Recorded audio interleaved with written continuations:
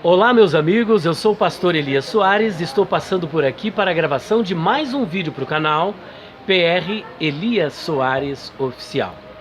Hoje eu estou tendo aqui o prazer de receber na nossa livraria, a livraria do pastor Elias, essa figura maravilhosa, meu amigo, pastor, apologista, ex-testemunhas de Jeová, pastor Fernando Galli. Hoje ele vai falar sobre um tema muito interessante e é um tema, diga-se de passagem, difícil de ser tratado. Um tema extremamente complexo que é a doutrina da Trindade. Como entender essa questão? Se você, por exemplo, faz uma abordagem da crença judaica, que são monoteístas, absolutistas, em que eles concebem a divindade como apenas uma pessoa e não aceitam mais de uma pessoa na divindade, como entender essa questão? Afinal, Deus é um ou Deus é três? Afinal, são três deuses? Como é que nós podemos entender essa questão? Porque existem muitos grupos unitaristas, unicistas e monoteístas, absolutistas, e nós, como defensores da doutrina da Trindade no mundo cristão, muitas vezes nos vemos em dificuldade para tentar explicar essa doutrina tão complexa. Pastor Fernando Galli, por favor, queira se apresentar, dar um alô para os nossos amigos e apresentar esse ponto de vista tão complexo. Paz e graça a todos, é um prazer estar aqui com o pastor Elias Soares. A doutrina da Trindade é a doutrina mais difícil da fé cristã, porque ela trabalha com uma noção sobre Deus que é ímpar, não existe outro evento igual a esse em qualquer mundo possível, né? O mundo físico ou espiritual. Nós, mediante a palavra de Deus, acreditamos em um único Deus, né? Deuteronômio 6, versículo 4, fala que há um só Yahvé, um só Deus. Só que a Bíblia fala que o Pai é Deus. 1 Coríntios 8, versículos 5 e 6, ela diz que há um só Deus, o Pai. Qual o problema? E Efésios 4 diz que é um só Senhor, e agora? Então, agora a Bíblia fala também que Jesus é Deus. Aquele texto de Tomé, né? Tomé, ele faltou ao culto para assistir novela. João capítulo 20. Ele faltou ao culto para assistir novela da Globo, certo?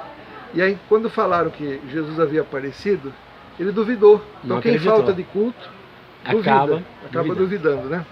Então, ele falou assim, eu só acredito vendo. E quando Jesus aparece para Tomé, em João 20, versículo 28, Tomé olha para Jesus e fala assim, Ro Kyriosmu kai ro theosmu. Meu Deus. O Senhor de mim e o Deus de mim. Então Jesus é chamado de Deus também.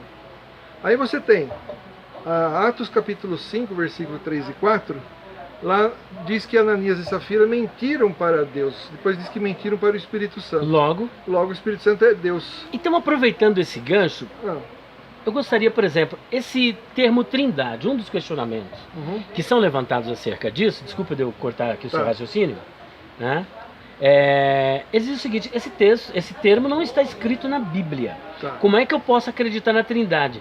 De onde surge esse termo? Depois, como conciliar isso que o pastor acabou de falar, uma vez que nós confessamos que há um só Deus, mas ao mesmo tempo Jesus é Deus, o Espírito Santo é Deus e o Pai é Deus. Afinal de contas, são três deuses, apenas um Deus, ou são manifestações? Lá no Antigo Testamento ele era um, nos Evangelhos era outro, e agora ele é outro. Seria interessante esse tipo de abordagem. Então, é o que eu estava dizendo, Deus é um só, mas a Bíblia fala que três pessoas são esse mesmo um só Deus, e isso é um mistério que está além da nossa compreensão.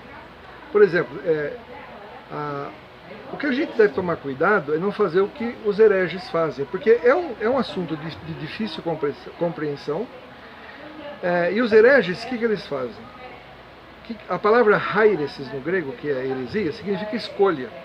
Então, quando há duas verdades que aparentemente estão em choque uma com a outra, o que o herege faz? Ele escolhe uma e deixa a outra. A que seja favorável àquilo que ele pensa. Então ele fala assim, Deus é um só ou é três? É um ou três? Então ele fala, não, é um.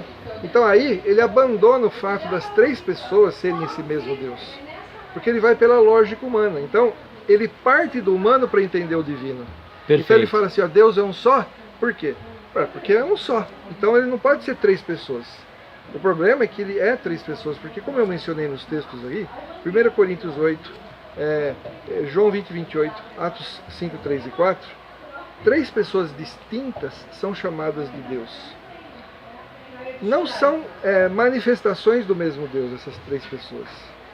Não é que primeiro Deus veio como Pai, depois como Filho e como Espírito Santo. Então a igreja já no segundo século usa a palavra trias para denominar isso. Não aparece a palavra trindade, mas alguns pais da igreja no segundo século já usam a palavra trias. Acho que é Tertuliano? Sim. Então, por quê? Porque a palavra trindade, embora não apareça na Bíblia, o conceito aparece. Esse que é o importante que eu gostaria de... Essa que é a questão. Então, é como o milênio também, que não está na Bíblia. Pois é. Né? Por exemplo, tem organizações religiosas que não acreditam na trindade e falam assim, olha, não tem a palavra trindade na Bíblia. Aí você pergunta para elas assim, e a palavra corpo governante, está onde? Né? Pronto, desculpa. Né? E salão do reino, está onde? Não é? Então, não é a questão. Quer dizer, quando é para favorecer, quando é para favorecê-las, é válido. Aí sim. Agora, quando não é, exato. Então não é um termo válido. Então, por que nós cremos na Trindade? Porque a palavra de Deus revela Deus como sendo 3 pessoas num só Deus. Então, uma vez perguntaram assim para mim. Quer dizer, uma só divindade, porém 3 pessoas. Exato, 3 pessoas que possuem a mesma substância, mesma essência, a mesma natureza, a mesma essência divina, né? A doutrina da Trindade, ela não é revelada explicitamente na Bíblia. Não tem um versículo que fala assim, eu sou um Deus triuno em 3 pessoas. Ele não fala. A palavra, o ensino da Trindade é revelado implicitamente. Então, o Espírito Santo iluminou a igreja, na história da igreja, a reconhecer versículos da Bíblia. E houve muita discussão, que palavras vamos usar para definir essa doutrina. Enfim, chegaram, mediante a palavra de Deus, a uma maravilhosa doutrina, imprescindível para a fé cristã. Se você não compreende a doutrina da Trindade, você não entende como o homem é salvo. Por exemplo, uma criatura vai salvar a humanidade? Não tem como. Então Jesus não pode ser uma criatura, ele é Deus, né? Sem querer me delongar muito, há uma coisa muito importante que eu quero te dizer. Textos bíblicos assim que corroboram. Sim. Em primeiro lugar, a Bíblia fala, nós já falamos que há um só Deus, e eu disse que as 3 pessoas são chamadas de Deus. Então não são 3 deuses. Não são. Por exemplo, Jesus é Deus, o Pai é Deus e o Espírito Santo é Deus. Não, Deus é um então, só. mas se os 3, Jesus é Deus, o Pai é Deus, o Espírito Santo é Deus, não são 3 deuses? Não são. E aí que está essa questão. A Bíblia fala que há um só Deus e que são 3 pessoas que são esse mesmo Deus. Porque ela chama... Então, difícil entender isso, né? Não, sim, porque, e ainda bem que é difícil, por quê? Porque isso mostra que o cristão, ele aceita a revelação pela fé. É como, por exemplo, Deus não tem princípio nem fim. Não é difícil isso? Verdade. Deus não tem começo, gente. Como que não pode ter começo? O incriado. E por que a gente crê nisso? Porque está na Bíblia. Agora a gente sabe explicar? Não. Eles mesmos que fazem a crítica da questão da Trindade acreditam que Deus não tem princípio nem fim. Exato. E que Ele é o Todo-Poderoso, o Alfa e o Ômega. Exatamente. Então, quer dizer, eles aceitam verdades bíblicas que são difíceis de entender, mas negam outras verdades bíblicas que são difíceis de entender. É o que o herege faz. Ele aceita uma verdade, ele escolhe uma e deixa a outra de lado. Só abrindo um parênteses, um gancho, dentro do judaísmo, né, não querendo trazer aqui não um conceito judaico, mas é um conceito que está na Bíblia. Eles chamam de Ruká. Diz que existe a mitzvah. A mitzvah é um mandamento. Sim. E a Ruká é um estatuto. Então, na concepção judaica, o mandamento ele às vezes é questionado. Mas a Ruká não pode ser questionado. Por quê? Porque é um estatuto suprarracional. É aquilo que vai além do raciocínio. Eu creio que se encaixa muito bem nessa questão sobre a doutrina da Trindade, que apesar de não estar escrita a palavra, o conceito está ali e é possível mostrar que as 3 pessoas são Deus, não é isso? Agora, textos, por exemplo, a questão da salvação. Em Isaías 43:11, o Senhor Yahvé diz assim: eu sou Jeová, né? Eu sou Yahvé, e além de mim não há Salvador. Muito bem, quem é Salvador para nós? Jesus. É só o Pai? É só o Filho? É só o Espírito Santo? Então veja só, este um só Deus, que é um só Salvador, em suas 3 pessoas, cada uma faz parte, trabalha na salvação do homem. Cada uma o pai, na sua posição. Vamos dizer assim, ele elaborou o plano de salvação. O Filho vem aqui e faz a parte mais difícil. Que é morrer. E o Espírito Santo convencer. Convence e bota um selo. Quer dizer, é uma ação das 3 pessoas. Por quê? Porque essas 3 pessoas são esse Jeová que é um só Salvador. Agora você imagina as seitas que negam isso e falam que só o Pai é Salvador. Aí o Pai, que é Jeová, que só Ele é Salvador, ele fala assim, ó, além de mim não há Salvador. Mas na hora de fazer a parte mais difícil, ele manda um filhão. Que ele será o Salvador. Jesus, porque ele salvará o seu povo dos seus pecados. Então, é um Deus estranho, né? Porque ele diz assim... Seria estranho, né? Seria, né? É só eu que sou o Salvador, o Pai. Mas na hora de fazer a parte mais difícil... O Filho. Então... Aqui, e na hora de convencer o... exato. Né? É o Espírito Santo. É o Espírito Santo que regenera, né? Então você percebe, o que é interessante em tudo isso é que é um Deus ético. Ou seja, eu sou o único Salvador e eu faço tudo em prol da salvação do homem, não uso o outro. Outra coisa que Deus é triuno, Isaías 44, 24, lá diz assim, eu sou Jeová e criei tudo sozinho. Que inclusive é um texto muito usado pelos hereges para dizer que Jesus não é Deus. O problema é que eles ensinam que Jeová, o Pai, usou Jesus para criar tudo. Agora, se Jeová criou tudo sozinho, mas usou uma criatura, ele não criou, então ele não criou tudo sozinho. E aquele texto de Hebreus que diz que Jesus estendeu os céus, né? Justamente. Lá em Hebreus 1, 8 a 10. E João capítulo 1, versículo 1 a 3. Exato, né? Então veja, por que Deus criou tudo sozinho? Porque este Deus que é triuno, as 3 pessoas divinas também participaram da criação. Então nós cremos que Deus as 3 pessoas são o mesmo Deus, o mesmo Criador, mesmo Salvador, o mesmo Salvador, né? O mesmo Yahvé. Jesus é chamado de Yahvé. No Antigo Testamento. No Antigo Testamento, lá Isaías 40, versículo 3, lá diz assim, para preparar o caminho de Yahvé. Quem foi que preparou o caminho de Yahvé? Kol koreba mipa.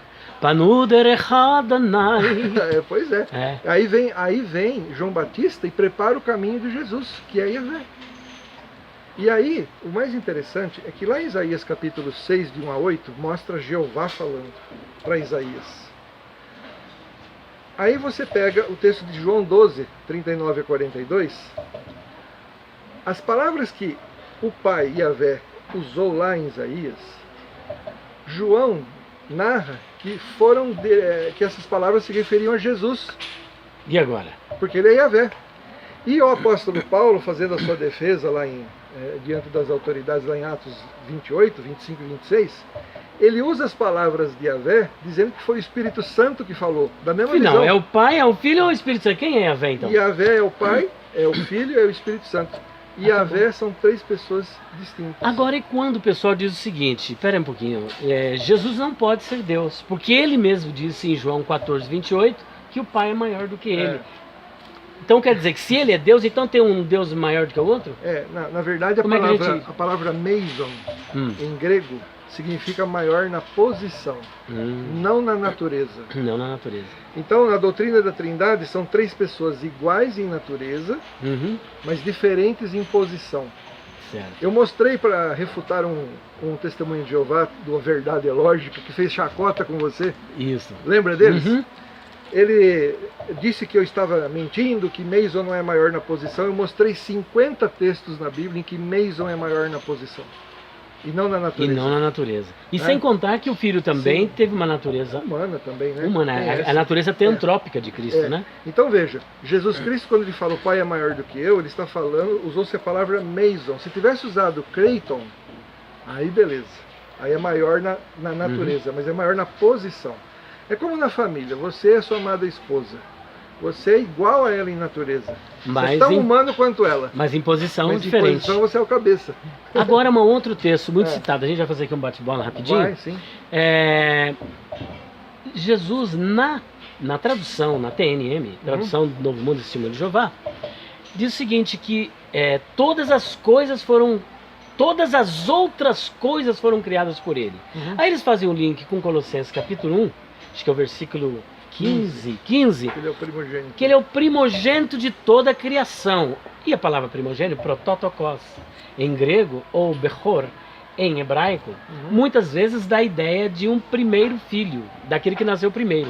Então, se ele é o primogênito da criação, isso não significa que ele foi o primeiro a ser criado, e que, inclusive, todas as outras coisas, eles dizem, foram criadas por ele. Ou seja, todas as outras, excetuando-se o Cristo, mostrando, de certa forma, com esse link, que ele foi criado. Foi criado ou não foi criado? Isso que eles fazem não é hermenêutica, é manipulêutica. Cambalhotêutica, né? Porque é o seguinte, o versículo 16 de Colossenses 1,15 explica por que ele é primogênito. Explica o 15. Explica o 15. Porque diz que ele é o primogênito de toda a criação, por quê? Nele. Porque nele, né, ou mediante ele, por intermédio dele, tudo foi através criado. dele. Então é uma regrinha em grego que a gente brinca, quando a gente fez faculdade de teologia, né? Em grego a gente brincava muito com isso. Viram, ele brinca com o grego. Vá, não é nada disso. Ele sabe mais do que eu. Então, por exemplo, a palavra primogênito. Vamos fazer uma brincadeira aqui.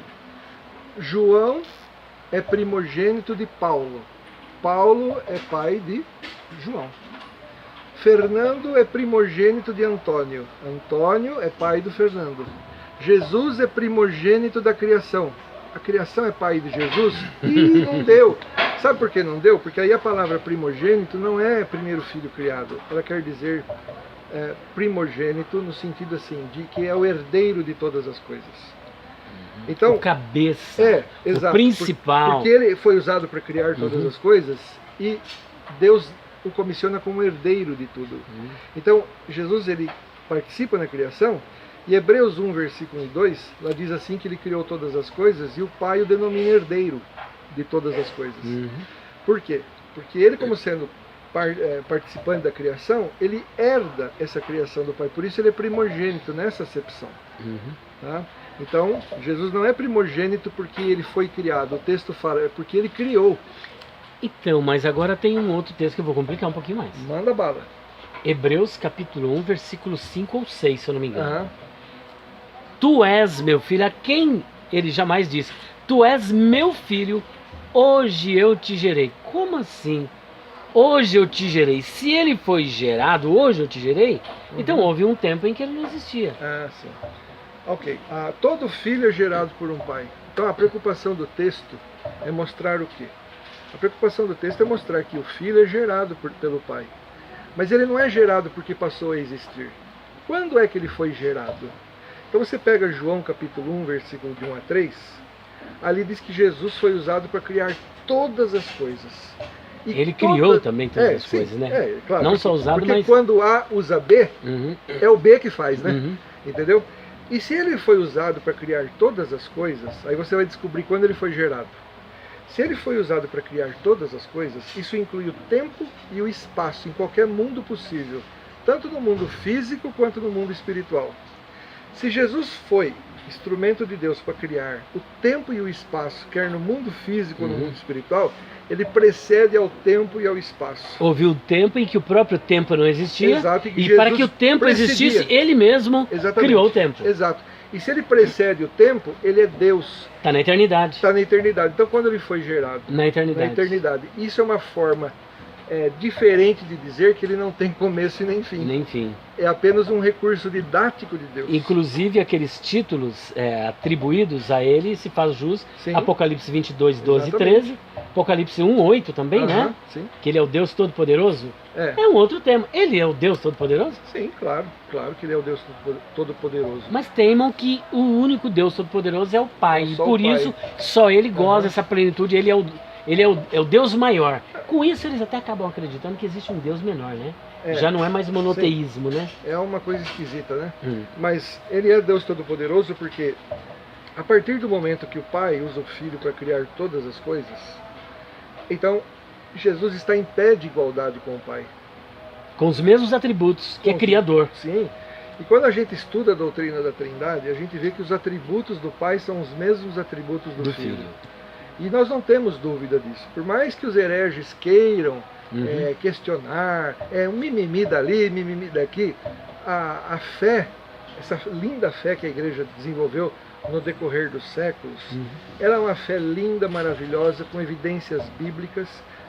Nós temos agora um outro vídeo que vamos pôr no meu canal no YouTube, né? Pode anunciar, inclusive. O meu canal no YouTube é Pastor Fernando Galli.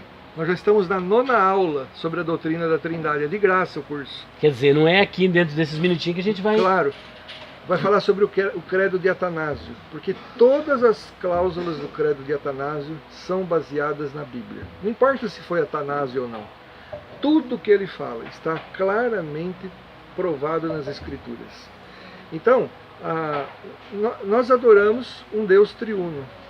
E a importância disso, qual que é? Qual que é a importância da Trindade para a nossa vida? A Trindade nos inspira a vivermos em harmonia entre nós. Porque o maior exemplo de união, né, três pessoas distintas num só Deus, né, dessa unidade, é essa Trindade. E vivendo em harmonia dentro dessa complexidade. Exatamente. Que para nós é... Né?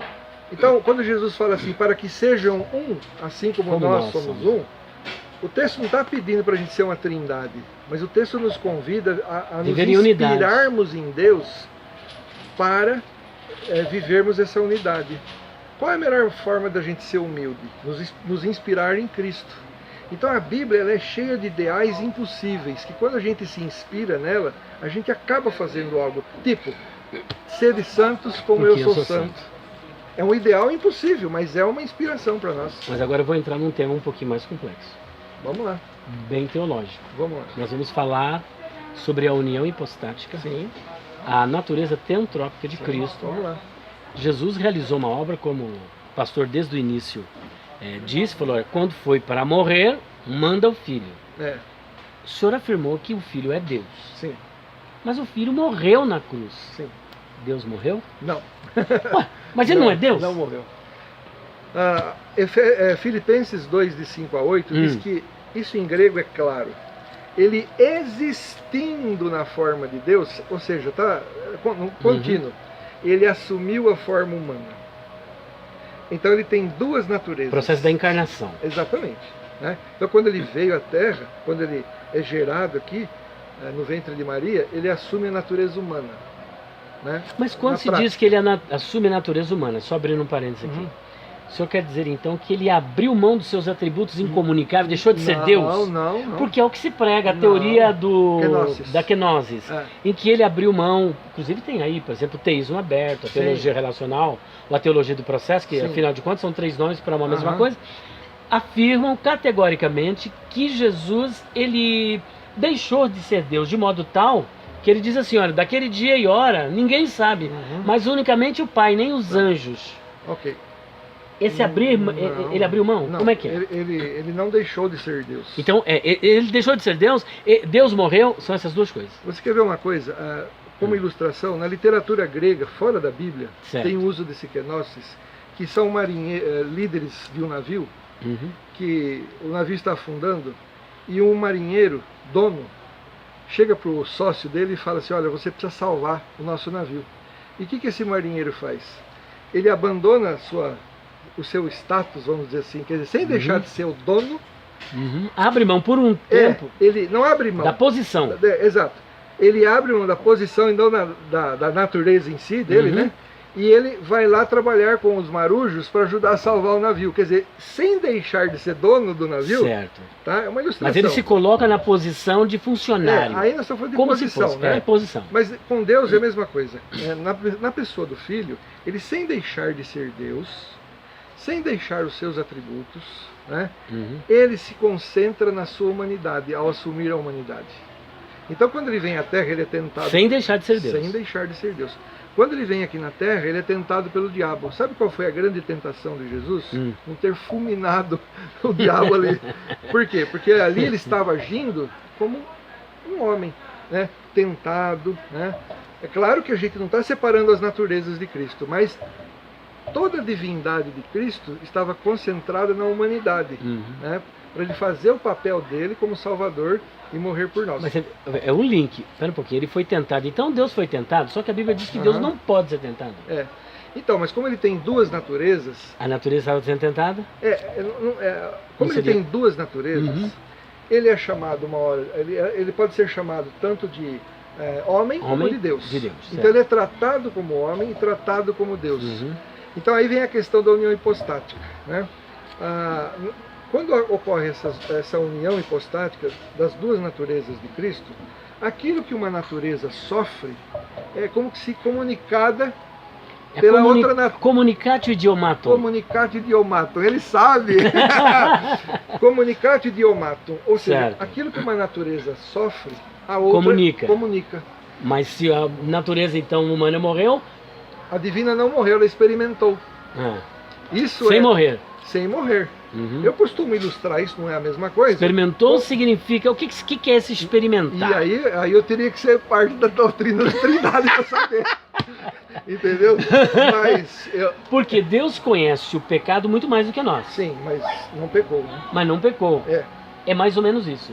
Ele conhece o pecado, mas não em si. Ainda que Jesus tomou sobre si os nossos pecados, porém ele não conhece o pecado no sentido de ter experimentado o pecado e pecar. Exato. Então quando Jesus, a pessoa, quando uma natureza, o atributo de comer, por exemplo, é efetuado pela natureza humana. Mas se diz isso, que quem comeu foi Jesus, é o Cristo todo. Né? O atributo de fazer milagre é um atributo divino. Mas quem fez o milagre só a natureza divina? Não, é o Cristo todo. Tá? Então, mas é nesse caso, então, quando morre um, não morre todos? Não, não. Porque não corre esse risco? Quem morreu na cruz foi Deus homem. E aí é um grande mistério. Isso quem fala são grandes teólogos. Eu sei que você deu risada, mas os teólogos dizem isso. Olha, ele é um grande teólogo. Eu não sou um grande teólogo. Vai ficar por conta e risco dele. Não. Você pega, por exemplo, o Heber Campos conversando com o Marcos Granconato num vídeo, ele fala isso. Tá? Mas não é só ele, não. Porque nós não podemos separar as naturezas do Redentor. Agora, o que quer dizer Deus homem morreu? Não quer dizer que Deus morreu.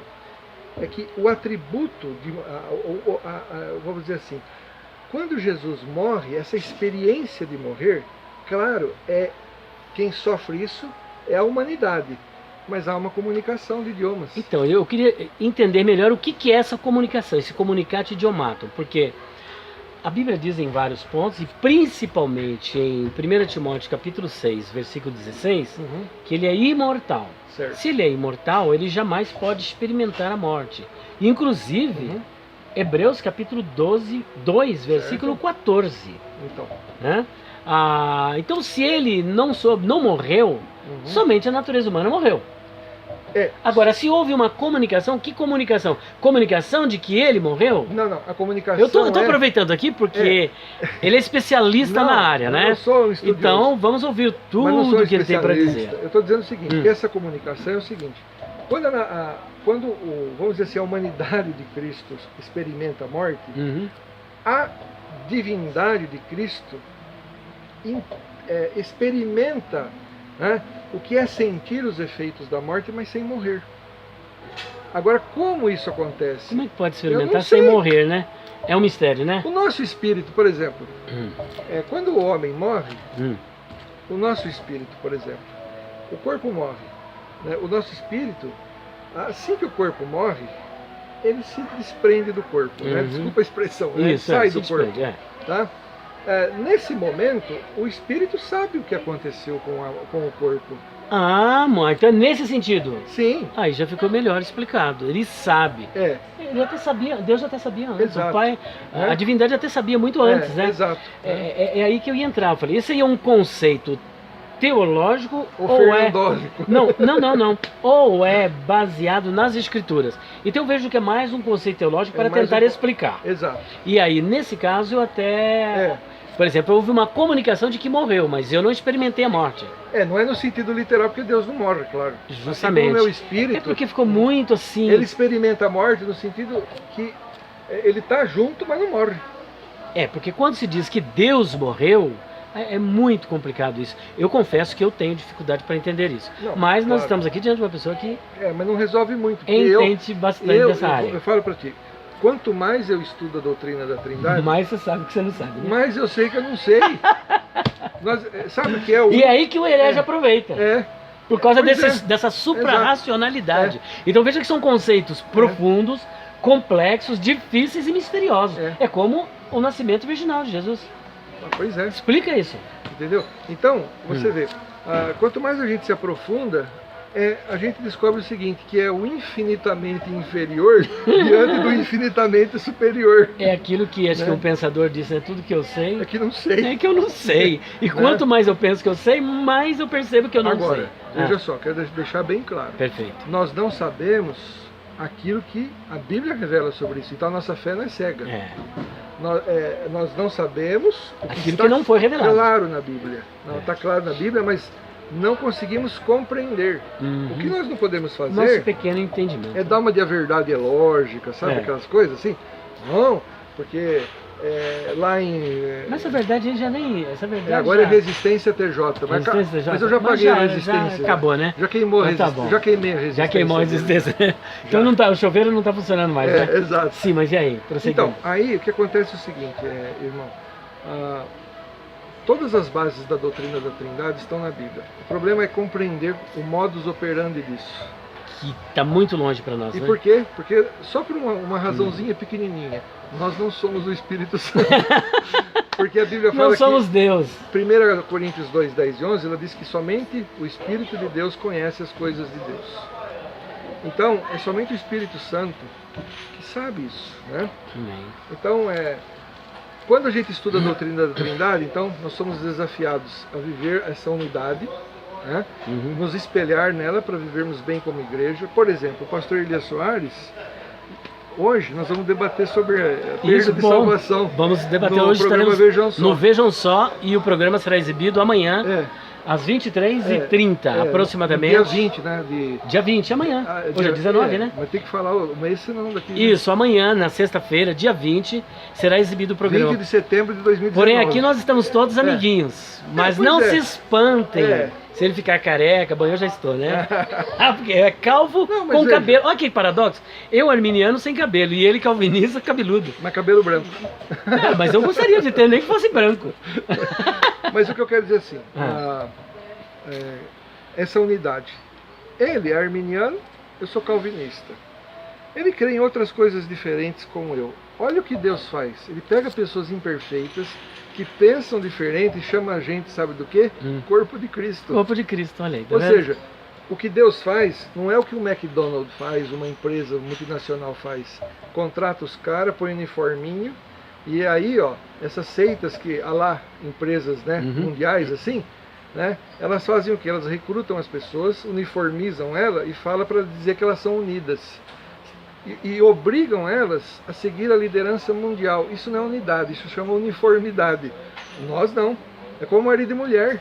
Verdade. Pensam diferente, mas Deus fala que é uma só carne. Uma só carne. Então você é meu irmão em Cristo, eu sou seu irmão em Cristo, nós somos corpo. Aqui nós aguardamos, né, os novos céus e a nova terra. A volta do Senhor Jesus Cristo para reinarmos com Ele para sempre.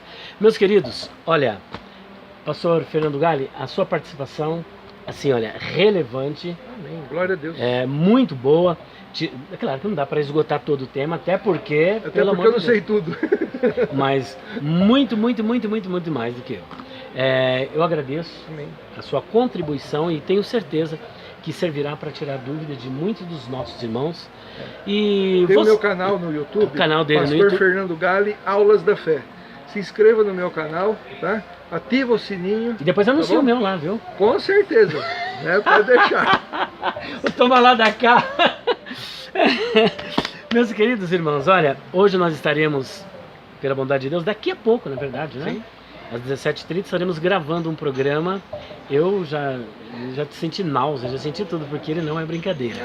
E nós estaremos lá num diálogo. Ele está a fim de me fritar. Imagina. Ele tá me entendendo? Não, ainda bem que eu já sou, olha, meia calva eu tenho, né? Se você fosse herege, eu fritava mesmo. Porque todas as vezes que eu debati com herege no Vejam Só, um tossiu, perdeu a voz, o outro ficou sem resposta, meu Deus, o outro ficou fugindo do tema, sabe? Já era, né? Eu espero que eu não passe por essa, viu? Falou, mas não, você é meu irmão em Cristo. Amém. Eu vou mais tentar provar aquilo que eu acredito, certo? Do que Não discordar não, de você. como é que é o spoiler? Não dá nenhum spoiler. Já demos spoiler? Eu tô aprendendo.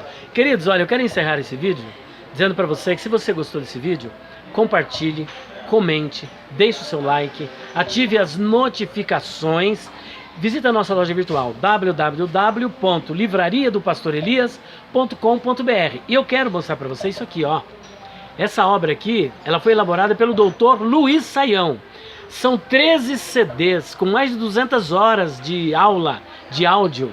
E tem um livro com 2.500 perguntas que ele responde no áudio. Ele trabalha a Bíblia de Gênesis, Apocalipse, livro por livro, capítulo por capítulo. Você vai ter uma visão teológica, de cultura, de costumes, dentro desta obra. Foi um homem que, Dr. Luiz Saião, dispensa comentário. Ele é tradutor, um gênio na língua hebraica, grego, aramaico. Ele é poliglota e Deus o capacitou para nos trazer esse brinde. Brinde eu digo de conhecimento. São de Gênesis Apocalipse, 2.500 perguntas e respostas, a explicação de texto por texto da Bíblia. Esta obra custa R$250. Eu vou fazer hoje uma promoção Super Master Blaster Plus Advance para você. Vai dizer assim, olha, eu assisti o vídeo sobre a Trindade. Nós vamos quebrar todos os paradigmas. Nós vendemos ela 250, 180. Hoje, excepcionalmente, R$150. Até eu quero, sim. R$150. Por R$150 você vai levar tudo isso aqui. E tem uma outra notícia. Você não vai pagar a frete em todo o Brasil. Com frete grátis. Agora foi doidura. Frete grátis, R$150. São 13 CDs. Olha só, vou abrir aqui para você dar uma olhada. Olha. Tem o livro, arqueologia, hermenêutica, história, geografia. É uma aula teológica. E mais isso aqui, ó. Dá uma olhada, ó. Ó. São 13 CDs. Basta você ligar agora. 0 operadora 11 9. Deixa sua mensagem lá. 0 operadora 11 9 4901 6633. 0 operadora 11 9 4901 6633 é o WhatsApp da minha filha Abigail Soares. Se ela porventura não atender, que hoje ela tirou de descanso, você depois manda mensagem para mim. Só não manda na hora que a gente vai gravando o programa, depois das 17h30. Mas você pode deixar a mensagem de WhatsApp. 0 operadora 11 9 4626 3000.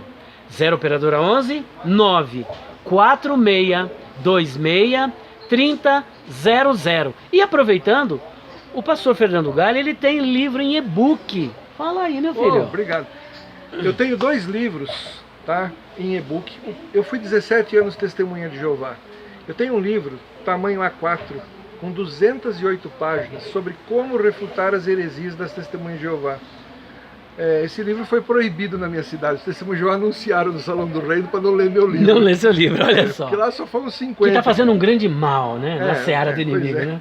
E do inimigo não acima de Jeová, inimigo não. E outro PDF que eu tenho, de 400 páginas, sobre seitas em geral. Olha aí. Tá? Os 2 livros, se você adquirir os 2 livros, você vai ganhar 24 apresentações em PowerPoint. Olha aí. Com 15 horas de aula no YouTube, explicando doutrina da Trindade e outras questões da fé cristã. Então, 2 livros, Razões para você não ser testemunha de Jeová, 208 páginas. O outro, 400 páginas, Resistindo aos ventos de doutrina. Tá? Você compra os 2, ganha de presente 24 apresentações em PowerPoint. Deve ser uns R$300 isso, então. Quanto que é? De R$65, hoje por R$49. 40? O quê? Os 2 livros mais as 14 vídeos? 24. 24? R$49. Como é que eles vão... Não é pelo meu telefone, tem que ser pelo seu, algum contato. WhatsApp. Meu WhatsApp é 016 996 37 1225. Repetindo, 016 996 37 1225. Não vale piratear, né? Não, por favor. Por favor, me ajuda aí, como diz o nosso amigo lá, né? Então, o meu telefone, 0 operadora 11 9 4626 3000. E o seu? 016 996 37 1225. Então, esse é para adquirir o livro sobre a Testemunha de Jeová. E para adquirir esta obra, e também os meus livros, Pergunta Difícil de Responder, pois a gente pode falar para você, para adquirir esta obra, 0 Operadora 11 946263000 ou 0 Operadora 11 94901 6633. Deus abençoe a todos vocês, um abraço, pastor. Pode deixar seu abraço aí pro povo. Deus abençoe vocês, tá? E até o próximo vídeo. Orem por nós, viu? Não é fácil a vida de apologista, não. Mas vamos chegar lá, em nome de Jesus. Lá. Amém.